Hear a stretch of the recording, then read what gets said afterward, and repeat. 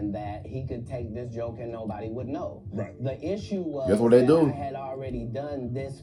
That's what they do. If they feel like you below them, they feel like you below them, they go take your shit. Cause they big, they try to make it sound like they made the joke up, but the whole time it was you. It's just like with a lot of big creators be stealing from a lot of these small creators and trying to make it seem like they're stairs. You know what I'm saying?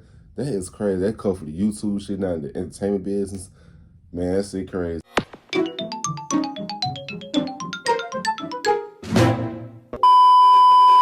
Yo, what's good? What's going on YouTube? It's your boy Kewonis CB, and I'm back with another motherfucking reaction video.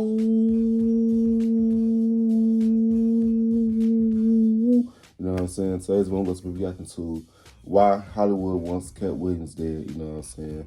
I saw this on my YouTube recommendation. I was like, let me react to this. You know what I'm saying? Because y'all know that Katt Williams was the one who made. I think he did say that 2024 was the year of truth. And ever since he made that interview with Shannon Sharp, boy, the truth has been coming out, boy. What the fuck? You know what I'm saying?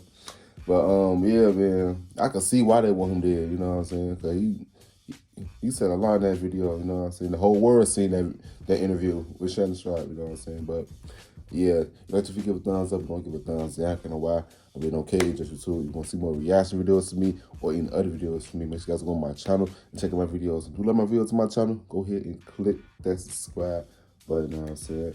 Yes, if you squad, grab your snacks, grab your drinks, grab whoever you watch my videos with. Cause it's about to be a banger. Let's get it. Yeah. Katt Williams recently spoke out against countless powerful Hollywood figures in a podcast with Shannon Sharp. Yep. And they are not happy. What makes They wasn't. expose He said a so lot. dangerous is that tens of millions of people around the world believe he is telling the truth. This man is speaking against the evils of this world. Thank you, Katt Williams. This generation is hungry for the truth. Thank you, Katt, for speaking your truth. We absolutely... It was Katt Williams and many more people that they call crazy. It always be the crazy one they be the one that be speaking the truth for real. You know what I'm saying? Y'all gotta listen to those folks, bro. Yeah. Yeah. This is about the video.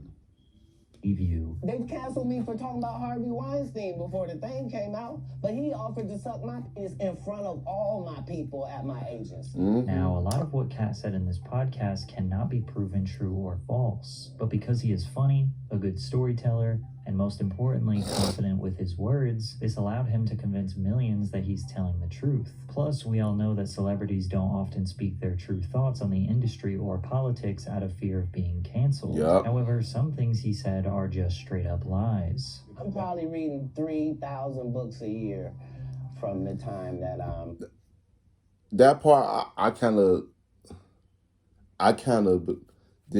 when he said he read 3,000 books a year, I'm like, that's not possible. But he did say he didn't finish it. You know what I'm saying? He didn't say he didn't finish read those books. You can read 1,000 books without finishing them, though.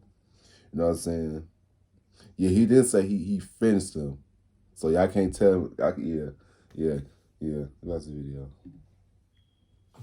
8 years old to the time that I'm 12.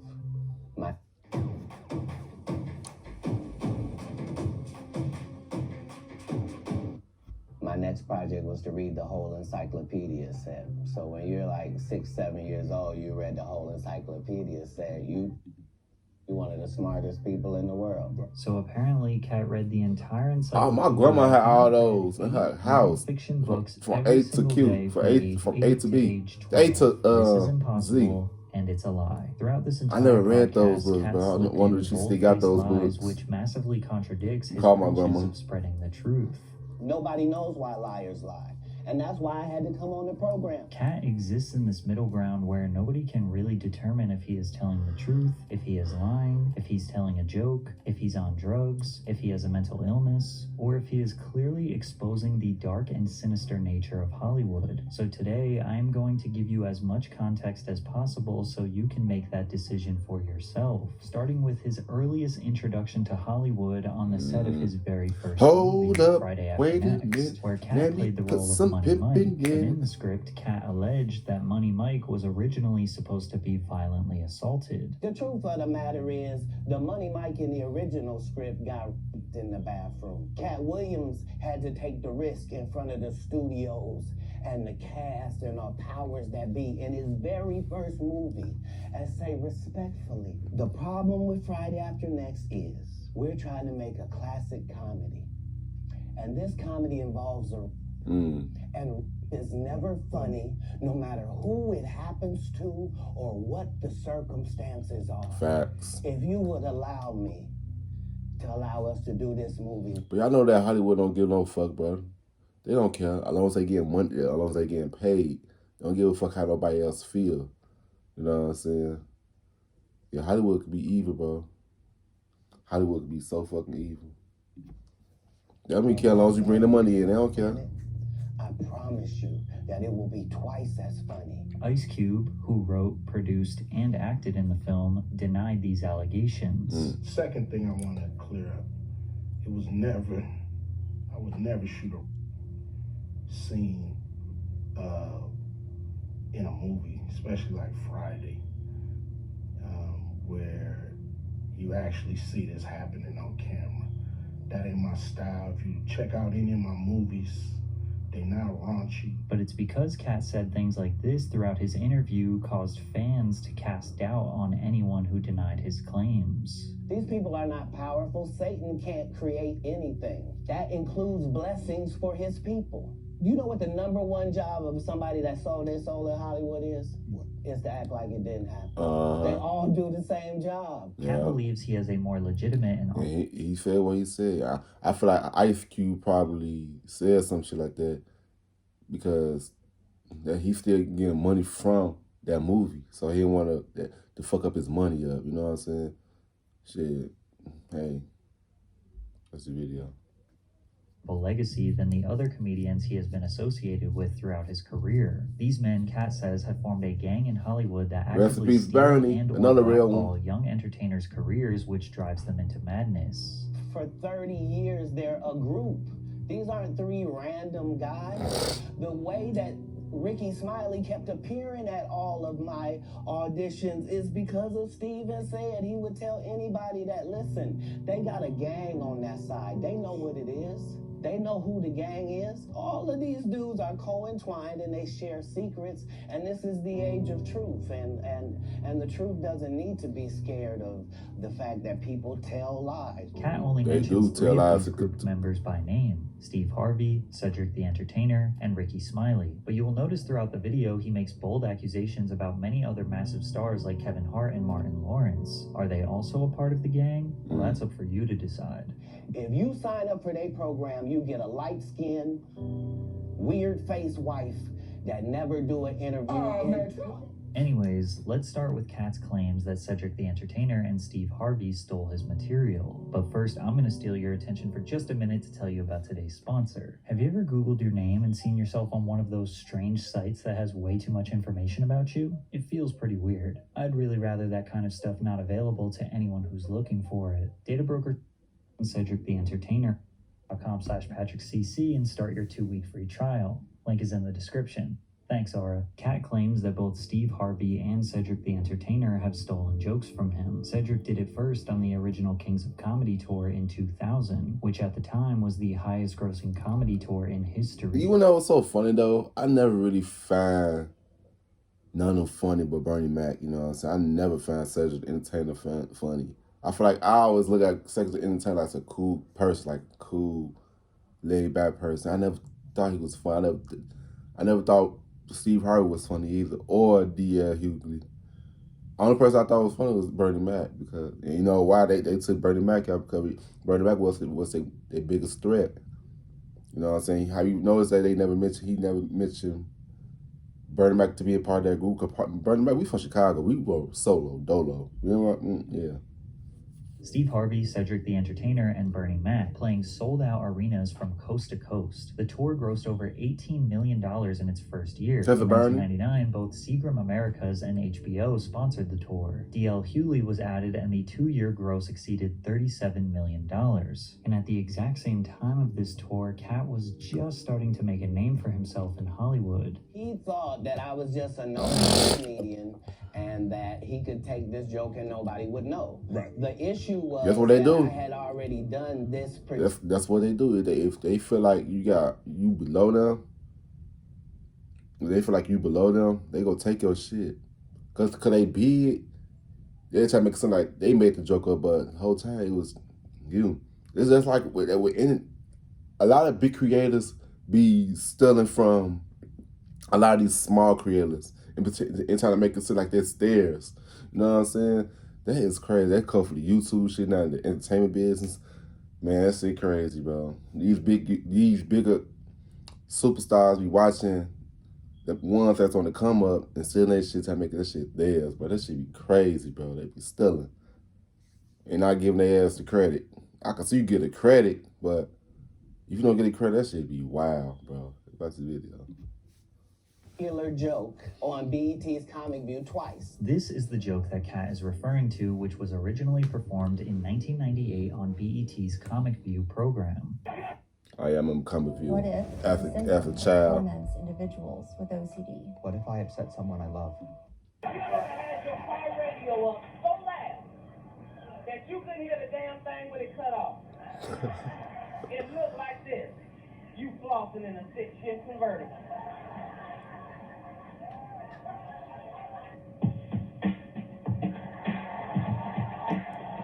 Using physical comedy, Katt mimics someone trying to assess why their car just broke down while the music is blasting. The alleged theft came from Cedric the Entertainer 2 years later on the original Kings of Comedy tour, which was in 2000. The premise of Cedric's joke was that white people are obsessed with the moon and space. He says black people are not, but if they gotta go to space, then they would drive the spaceship like this. We drive a space shuttle like it's a 72 deuce and a quarter. Nigga, we get us a cigarette, nigga, we be in a space shuttle, nigga, like it's a 72 deuce, nigga.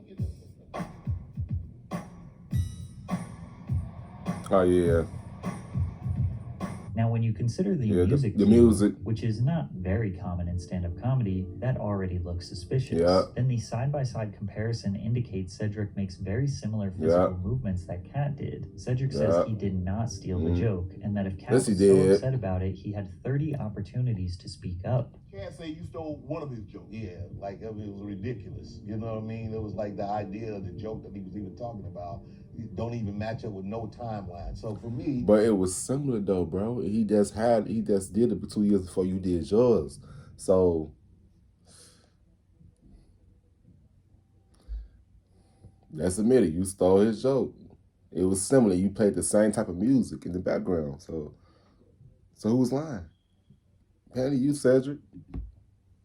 one of those things like. Did you have a conversation? Did you guys sell it? Did you have a conversation with Katt? I've seen this guy 30 times. Like, dog, if you literally was that upset about it, like, dog, Just step to me and say, hey. Yeah. Right. It seemed like he's saying so unproblematic, bro. Apologized about stealing the joke years ago and is now lying to the public that he never stole it in the first place. Him and Steve had already apologized for me, so I gave him a pass. Why would you sit here and be like, I saw Katt 30 times. Why did I give you a pass if you were just gonna lie? So imagine how a young Katt Williams felt seeing his best joke being stolen by one of the biggest comedians in the world on the largest grossing comedy tour in history. He never wrote anything. Remember, when Cedric the Entertainer starts, he's supposed to be singing, dancing, and telling jokes. That's why he's called the Entertainer. He did 4 comedy specials. Comedy is not his thing. They're not available on Netflix or Tubi. Noticing all the backlash, Cedric responded to Katt's comments on Instagram. Revisionist history. Regardless of whatever Katt's opinion, my career can't be reduced to one joke Katt Williams claims as his. Cedric added, I'm a grown-ass man,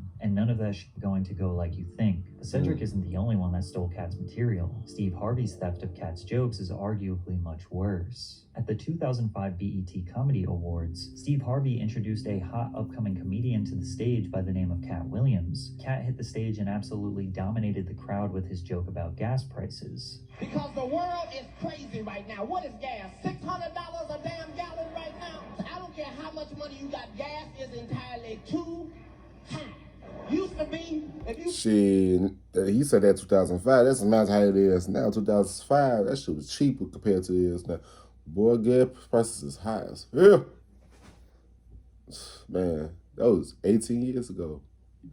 19 years ago. $15 in your tank, you had time to bond with your vehicle. You had time to put the nozzle in and set the clicker and look through your car and clean off the dashboard. Then Steve Harvey did a joke about gas prices 3 years later in his comedy special, Still Trippin'. Gas $4 a gallon. Can't even pump gas like you used to no more. $4 a gallon? You remember when you used to go to pump and put the nozzle in there and hit it? Be sitting there talking, be on your phone, hey, what's happening? Be walking around, cleaning the windshield. It's hard to see this as anything other than blatant theft. Yeah. But Katt didn't stop there. He continued to expose Steve's long history of suspicious behavior. It started with why Bernie Mac quit the iconic Kings of Comedy tour. Do you consider yourself a king of comedy? They consider that. Oh, that- After Bernie left, them same three guys I'm telling you about, the Kings, Yeah. they came to me. I was supposed to be the fourth king. I got the offer, Then what but I happened? turned it down. Why? Because you shit on Bernie. Yeah. And I know the truth.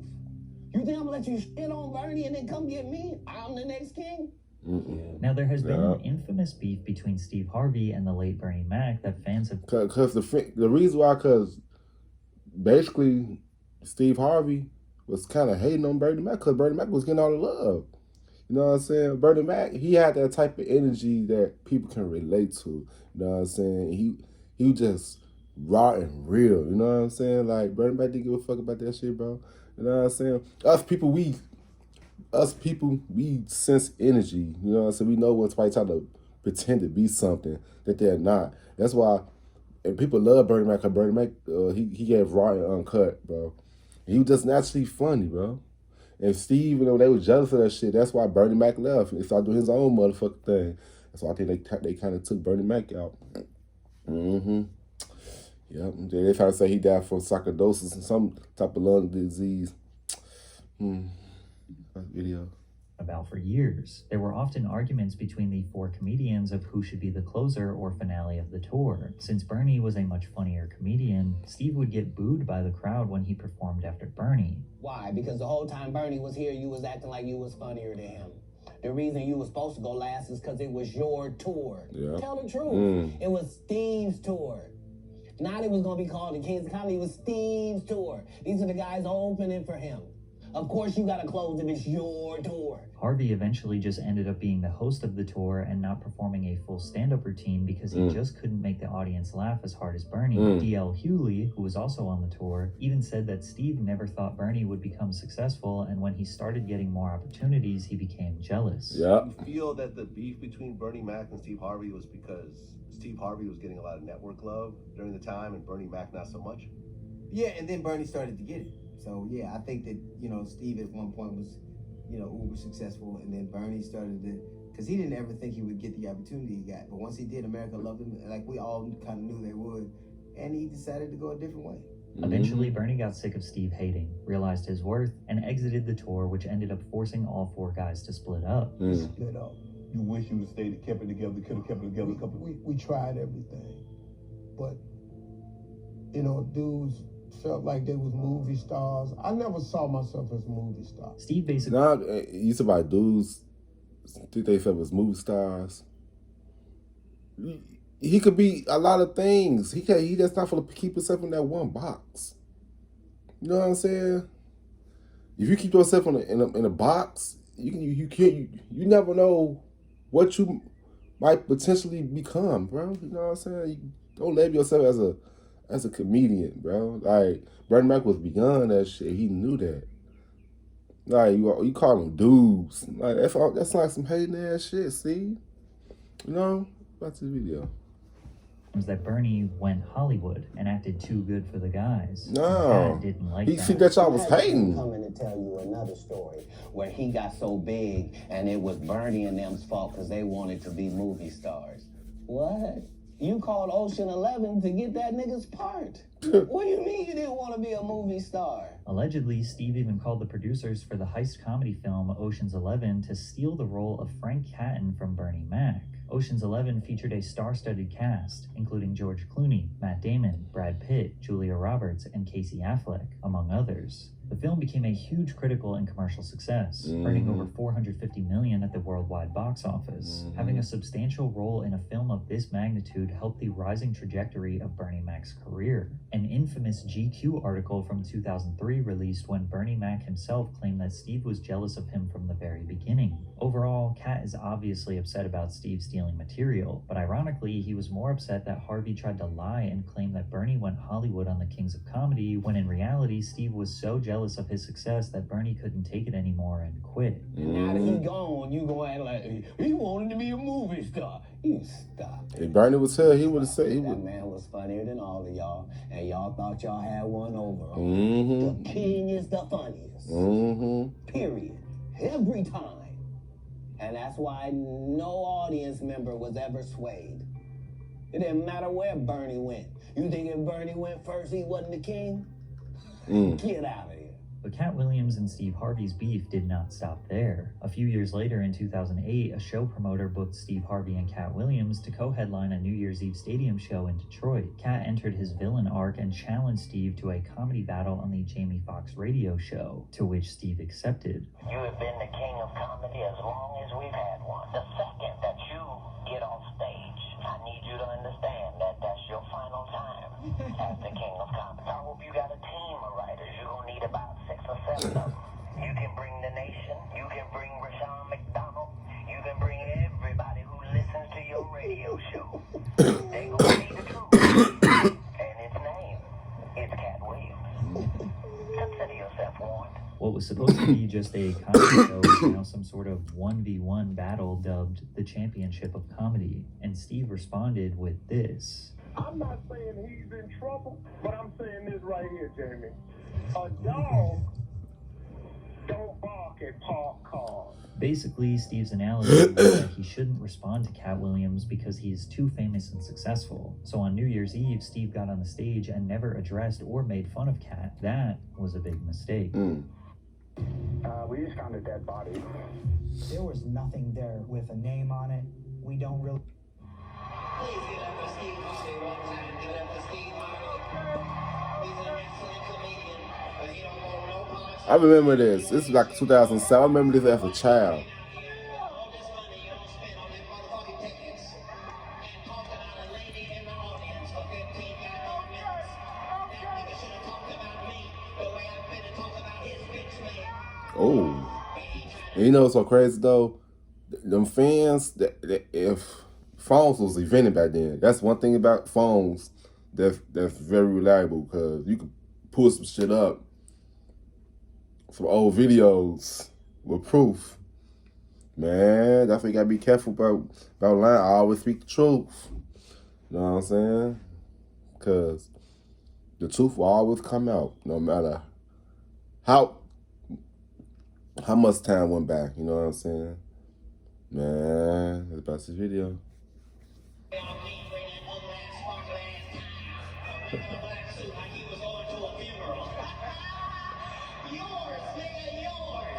To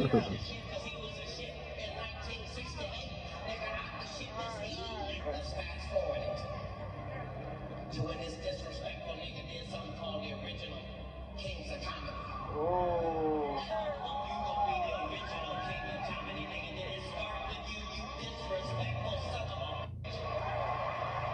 Why are not Bill Cosby, Steve Harvey is the original King of Comedy? You's a goddamn liar. And if you listen to his show, you know that nigga's a liar straight up and down. That's how on January 1st trying to find his hairpiece and his career, because I come to put that motherfucker on the ground. Katt absolutely I remember that. embarrassed Steve. He claims this was the end of Harvey's career. Steve told you that he stopped doing stand-up because he had 7 TV shows. The only problem is when he stopped stand-up, he didn't have those 7 TV shows. He stopped stand-up because he got in a comedy battle called the Championship of Stand-Up Comedy with one Katt Williams in Detroit in front of 10,000 people and lost because Katt Williams said he was actually bald and that was a wig. And I went in, and that's why he couldn't do stand-up anymore. And Katt is very accurate here. Steve had multiple successful arena comedy tours after the championship battle, and Steve was already bald by 2008, so Katt didn't really expose him for having fake hair. But is it a coincidence that almost immediately after Katt got on that stage and exposed his biggest hater in the industry, he started his crazy downward spiral? In November of 2008, Williams missed an appearance on Conan O'Brien and was later arrested that evening when officers found 3 handguns in his car while exiting rapper Jim Jones' studio in New York. That same month, he checked into the Mount Vernon Inn in Sumter, South Carolina. Shortly after checking in, employees reportedly found Williams stumbling around wearing just a bathrobe and a towel wrapped around his head. When police arrived, Williams asked them for directions to the nearest hospital. There, his family convinced him to seek psychiatric help, to which he was eventually hospitalized. He just said that he doesn't trust anyone anymore, that everyone has turned against him. He wasn't really coherent. Pretty much after this, Katt wasn't seen again until 2011. No stand-up performances, no movies, no TV. The only time he was talked about was when he was arrested. In November of 2010, authorities arrested Katt in Coweta County, Georgia, after he allegedly stole $3,500 worth of coins and jewelry. Things escalated in June of 2011 when he was arrested in connection with an alleged assault on a tractor driver. He supposedly conspired with 3 women who attacked the man in his tractor. In 2012, Williams returned to the comedy world with his 3rd HBO comedy special, Kattpocalypse. Unfortunately, with the spotlight back on him, Katt fell back into a dangerous cycle as the bizarre behavior continued. In October of 2012, Katt and comedian Faison Love got into a heated argument outside of a Hollywood club over a Faison Love. That's another funny person, bro. During the argument, Katt proceeded to pull a gun on Love. He's funny as hell. Loaded. On November 9th, his former assistant, Melissa Ashaig, claimed that he went into a rage and attacked her the month prior. Then police arrested Katt in Oakland, California on charges of... I feel like Katt Williams he was just over it, bro. Like, he ain't had nowhere to go, bro. Like, I feel like Katt Williams, he was just tired of people just doing him wrong and shit and lying about it and shit, like... but once he speak his truth, people think he might shit. And I feel like people don't believe him when he speak his truth. That shit makes a person go crazy, bro. It makes a person go cuckoo. If everybody think you lying and crazy because you speaking the truth, that shit makes you go crazy for real. Like, damn, nobody really fucking believe me. Fuck all y'all. Yeah, that shit make you go nuts, for real. That's the video. Suspicion of assault with a deadly weapon after he'd allegedly beaten an 18-year-old with a bottle. On November 16th at the Oracle Arena in California, Katt took the stage while having a total public meltdown. For 15 minutes, he seemed to be under the influence, rambling about nothing while taunting members of the audience. Well, give me 20, nigga, that's how much the album costs, fuck boy. But I bet if you can walk to your car, I can show your bitch a dick she'll enjoy. So why don't you take your ass on over there, nigga, before I can catch you. Or you can pull your bank out and I'll match you. But you ain't gonna do shit but get punched in the face. Then the audience began booing him.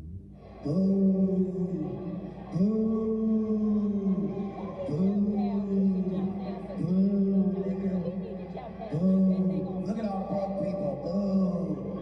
Your breath smells like top ramen. Get the fuck out of here, nigga. I am like afraid to leave. I'm afraid to We know you ain't got no money, but nigga.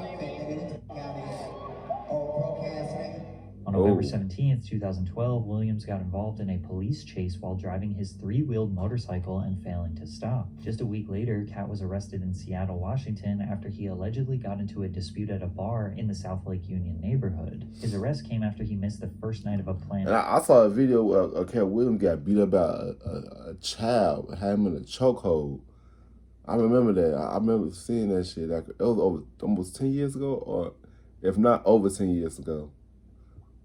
When he got choked by a kid, and that shit was going all over the media. You know what I'm saying? Oh shit, damn, that's the video.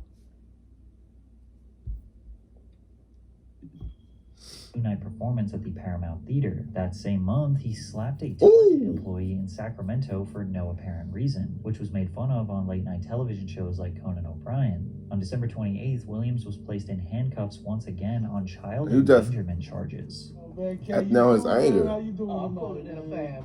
They took my children from me. Yeah, I mean, how terrible is that? Katt's criminal history does not even come close to stopping here, but I'm sure you all get the point. He was spiraling hard for years, seemingly strung out on drugs or at least experiencing manic episodes. The media called him crazy, a crackhead, and didn't believe anything he was saying since they wrote him off as a madman. But he says he was never under the influence. I am never under the influence of anything. I'm all. How do you keep something secret? You hide it in plain sight. I'm always in my right mind. I'm always a physical specimen. And when you see me, I'm much, much bigger than you had thought. I have far less play in me than you would like. There seems to be a pattern with comedians in the downward spiral. In 1990, Richard Pryor, who struggled with addictions to women and hard drugs, poured high-proof rum on himself and set himself on fire. His widow, Jennifer Lee Pryor, claimed it was a drug-induced attempt at ending everything. In 1997, Martin Lawrence was coming off the end of his hit sitcom Martin, as well as starring in the blockbuster film Bad Boys. That year, Lawrence allegedly had a meltdown in Los Angeles where he ran into Ventura Boulevard with a gun and threatened tourists and random people. Sources claimed Martin began taking psychotropic drugs and having violent outbursts. Man, it's crazy though. Cause these celebrities, they not acting out for no reason, bro. They seen some shit. Man, Joe, it's a repeated cycle. It's a repeated cycle, bro. They're not just going crazy for no reason. It's the drugs that they probably giving them, or man, they taking drugs because they seen some shit. They trying to get that shit out they fucking head. Man, it's something. It's a reason why these comedians, Hollywood superstars is acting out like that. For real, for real. That's the video.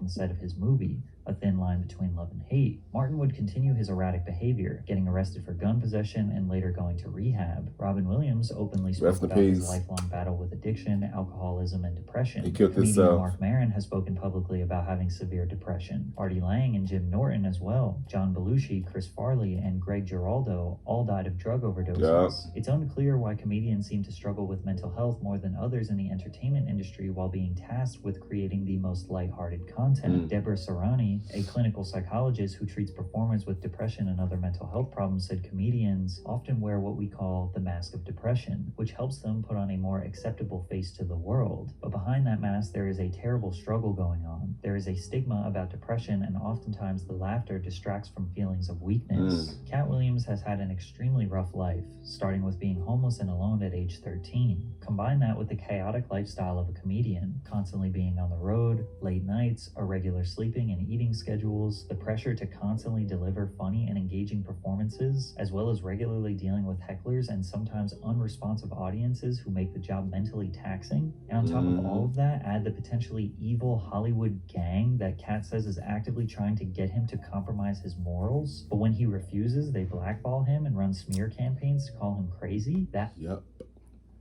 You said it right there. You do that shit all the time to people. If you're not with their agendas, they will make you seem like you the bad person, the bad guy, make you seem like you crazy. Or you lucky they didn't take you out. It depends on the type of person that you are, on how powerful you are.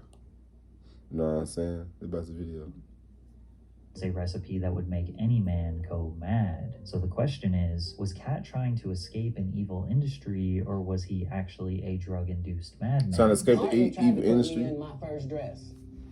When he had to go on his hiatus, he tell me, Katt, when I come back, I need you. You my young partner, you my brother. And when I come back, just promise me that my next movie, it'll be me and you. Go do what you gotta do. When you come back, I'm in your movie. Don't trip. I don't need to see the script or nothing. You know, we get in that office and this fool pull out Big Mama's House 2. Where this nigga want me to get in a dress with him. And I'm literally saying to everybody, why is he in a dress again? If it isn't obvious, Katt didn't want to wear the dress. Brandon T. Jackson would because it portray going Martin's son, against Trent, his in Big Mama morals Summer, and where stuff. the two go undercover at an all-girls performing arts school. Unfortunately, years later, Jackson asserted that he did the project for money and was unaware of the repercussions it would have on his career. That's what they all do it for, money. The love of money is the root of all evil. Wore the dress at that moment. Only Katt Williams. Katt Williams was trying to always say, Brandon don't wear a dress. He called you, or is it? No, he was saying in the media, so I thought he was heckling me. He was really trying to help me at the time. I didn't know that. I was immature. Right. I feel like, dang, why I'm just trying to make it. And then he was trying to warn me, you know, don't get in the dress. Everything went wrong. It's like everything went right. Everything went wrong when I put on that dress. Katt has been discussing this subject for years because this has been a pattern that many have speculated is a humiliation ritual. Yeah, a humiliation ritual to emasculate your masculinity. He ain't lying, bro. He just trying to save him. Trying to save him.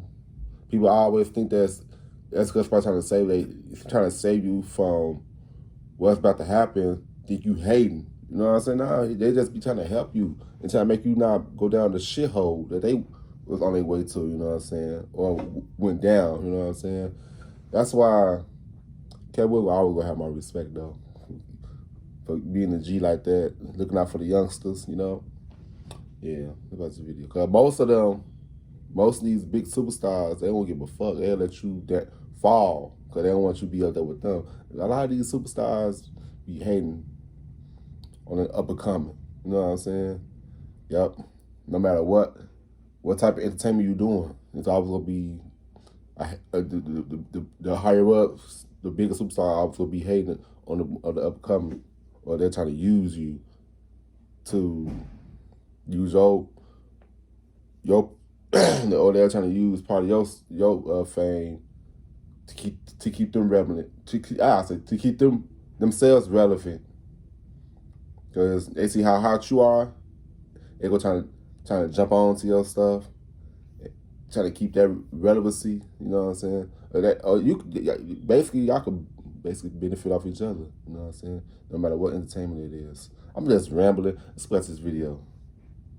Eddie Murphy, Tyler Perry, Jamie Foxx, Wesley Snipes, Chris Tucker, Arsenio Hall, Tracy Morgan, the Wayans brothers have all dressed up as women for TV or movie roles. Just before Kevin Hart exploded into fame, he also wore a dress on Saturday Night Live. And even 10 years ago, Katt discussed this. There's two answers. First of all, let's be very, very clear. It is possible that there isn't anything funnier than a guy in a dress. And if that's the case, then it might also be said that there's nothing funnier than a black guy in a dress. Okay, well, Kevin doesn't have to worry about what people are going to say about him in a dress because of the long line of dress-wearing people before him. So now, some of us are against the Illuminati, and we are against the Illuminati at our own detriment. When people are against the Illuminati, then they get punched in the face all the time. The press hates them. Nobody likes them. Katt also detailed an Illuminati meeting alongside Ludacris. There was a crossroads where we were both invited to an Illuminati thing and decisions had to be made. So it was both of us, we were equal. One of us had to cut off all their hair and couldn't do the sideburn thing no more with the points. And the next person they said was going to get $200 million because they're not gonna see it. $10 million a movie to do 20 movies. And that's how the conversation happened. One of those persons turned out to be Ludacris, and the other person turned out to be Katt Williams. It's really hard to back up any of Katt's claims. And even if the stipulation of getting a $200 million deal is that you have to shave your head and sideburns, that seems like an extremely small compromise. And there are no indications that Ludacris ever sold his soul. I mean, he will tell you, he responded to Katt with a rap song. Never been Illuminati, only Illuminati, and I only left with bitches when coming from any party. Afro with the sideburns, yeah, that's my signature. Addictions on the rise. Ludacris look good, boy. He still the same age. He haven't aged. Like, don't crack. Take on Kanye West. I suspect that we're pretty awful people if we say that somebody got a mental illness and then we watch what they do. Yeah. Why not help them? If you say somebody got special needs, then why would you be watching them and holding them accountable like everybody else?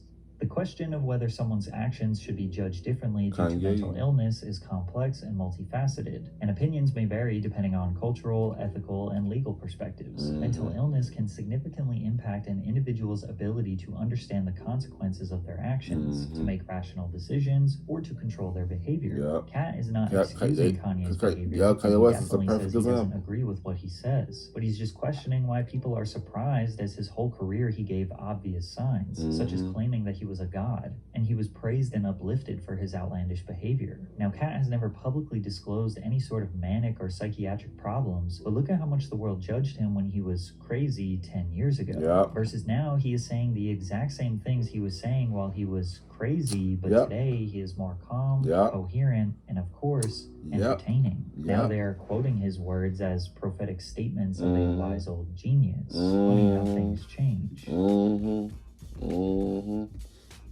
You see how the world could that's turned against you then once you start exposing the truth, man. When you've been doing this for a long time, they want to label you as a hero. Man, bro, people be so phony and fake, bro. They be so phony. They want to love you, man, Joe, man. The whole time, the black sheep always be the ones that be telling the truth, though. You know what I'm saying? I always praise the black sheep. You know what I'm saying? The one that I always label as crazy in any group, they always be the one that be telling the truth. But yeah, man, comment down below how you feel about this video. If you like to give it a thumbs up, give it a thumbs down. Kind of why we're on cage for too. You know what I'm saying? Yeah, subscribe. See you guys in the next video. Love y'all. Peace out.